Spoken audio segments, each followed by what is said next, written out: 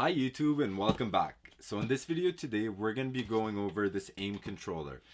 I've had the PS5 for a couple of weeks now, but I haven't been able to use it because I got so used to using paddles on the back of my controller. So I ordered this thing and it's in. We're going to go over exactly what's in the box. We're going to go over the customizations that you could make before actually ordering it. And we're going to swap out my PS4 for my PS5. And I'm going to give you my very first impressions on the controller. So stay tuned. Alrighty, let's get started. So we're going to start with the back side, since all my information's on the front side.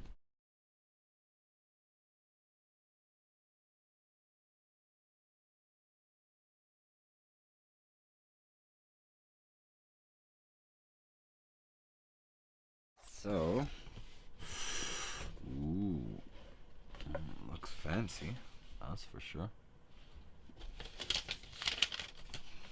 Alrighty, so, oh yeah, this is the remapping guide.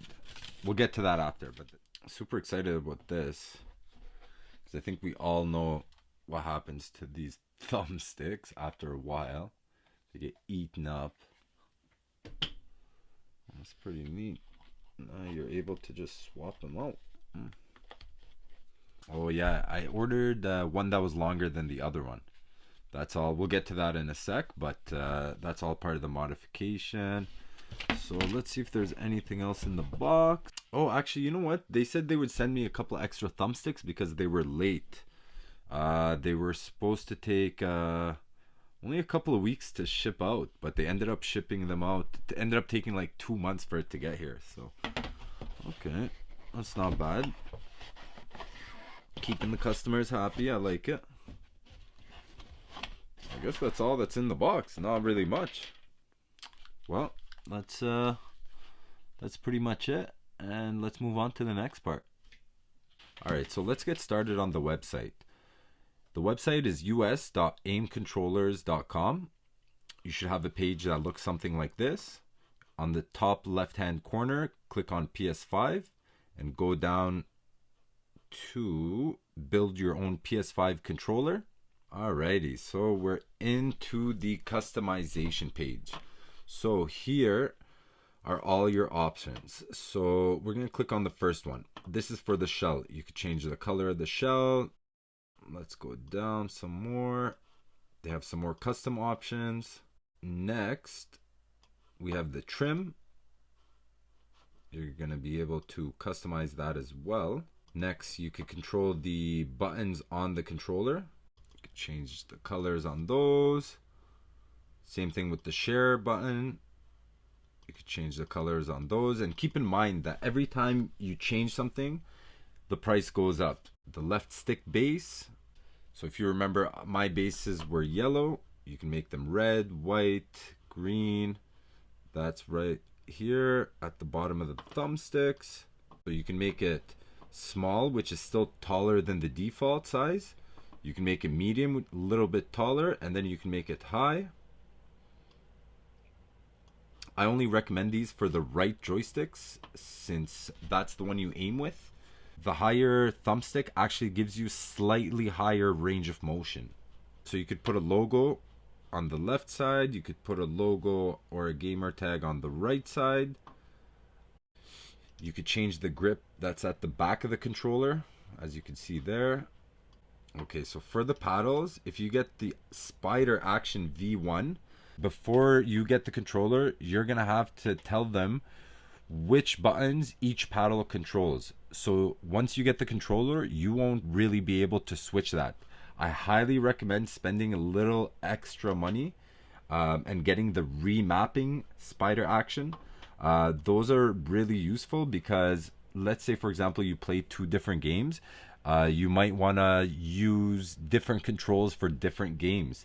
So trust me, this is one of those little things that you may be saving money now, but you really, really, really likely will regret it in the future. So next we have smart triggers. What that does is reduces the distance needed to push down on the triggers. pretty much just saving you a couple of milliseconds in game. So if you're super big on gaming, that could be helpful to you. For most people, you probably won't need that. Same thing with the bumpers. So last but not least, we have the vibration motors. You could choose to keep them in or not. I would recommend keeping them in, just because you don't know if one day you're going to play a game that actually requires the vibration motors. Alrighty, so now that we went over the customizations in the website, we're going to unplug the PS4, plug in the PS5. I'm going to connect the controller, test it out, and give you guys my thoughts. Alrighty, so I've had a couple of weeks with the controller now. I've tested it out. I really do like the controller. I really would recommend it to anybody who's a little bit more into gaming than the casual gamer. The first thing I wanted to talk about is connecting the controller. So just like a regular PlayStation controller, the first time you're going to connect this to any system, you are going to have to put the wire into the controller and into the system. Once it's connected, you could disconnect it and then you could use it wirelessly. Remapping mode. So what that is pretty much what's going to allow you to control which buttons each paddle controls. So to enter remap mode, you're going to hold these two large paddles for 5 seconds.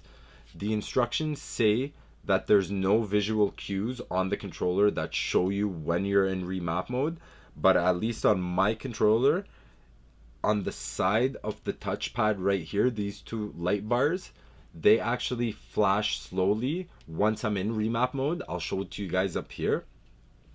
So you're going to hold the two paddles for 5 seconds until it starts to flash slowly. 1, 2, 3, 4, 5. Alrighty. So hopefully you guys can see it up here. They are flashing slowly. So now, as an example, we're going to remap the X button. We're going to remap it to this paddle. So to remap, you're going to have to hold the X button and the paddle for 2 seconds. Again, the instructions say that there's no visual cues that show you that it's been done. But again, on my controller, once you remap a button, it flashes quickly for a split second and then it goes back to flashing slowly. So we're going to hold the paddle and X for 2 seconds. And then it flashes, I believe, 3 times quickly. And then the light bars go back to flashing slowly. So again, you're still in remap mode, but you've now remapped the X button to that paddle. If you want to remap another button to another paddle, now's the time to do it. Again, you'd hold them for 2 seconds each until the lights on the side of the touchpad flash quickly, and then it's going to go back to flashing slowly, which means again, you're in remapping mode still. So to exit remap mode, you're going to hold the two paddles for 5 seconds until the flashing light goes back to solid. If there's no light flashing on your controller, which is what AIM says in the instruction box, then just count 5 seconds, maybe throw in an extra second or two, and then just hope that you're out of remap mode. So the second thing that I wanted to talk to you guys about is the digital triggers. So these triggers go down from here all the way down to here. The digital triggers, which cost extra money, actually only go down a little bit. So that's going to save you a couple of milliseconds. So unless you're a hardcore gamer, that's not really something that you really need to spend the money on, unless you've got the money to spend on it. So the third thing I wanted to talk about are the thumbsticks. So the thumbsticks on the SCUF controller that I got, they used to stick. So when I bring it all the way to this side, it wouldn't bounce back to the center position just like this controller did. It would actually get stuck on the edge. I haven't seen any issue like that. I have read about some people having an issue where the frame of the controller splits from the body here. I haven't experienced that yet. The fourth thing I wanted to talk about were that my hands were getting sweaty when I was playing. This is a new system and a new controller, so that could necessarily be PlayStation's fault, not AIM's fault, since it is still a DualShock controller. The fifth thing that I wanted to talk about is the quality of the paddles. It may seem like cheap plastic, but I really like the feel of the buttons.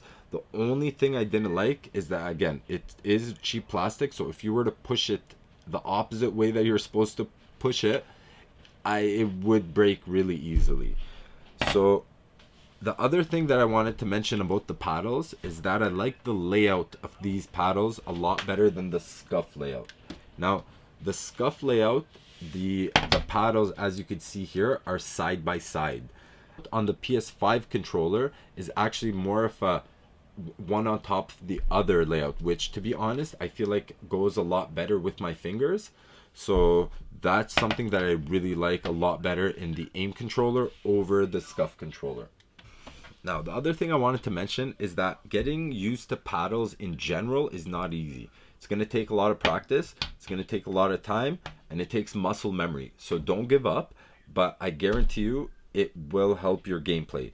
The reason it's going to help your gameplay is because instead of moving your thumb from the thumbsticks to the buttons all the time, which is pretty much is going to ruin your aim since you have to move them back and forth, you just remap these buttons to the back and your thumb gets to stay on the joystick much longer, which pretty much just gives you better aim, and you're aiming most of the time. So instead of, when you're jumping in most games, instead of jumping and moving your thumb and jumping and moving your thumb, you're just going to jump with the back paddles and you're going to continue to aim the whole entire time.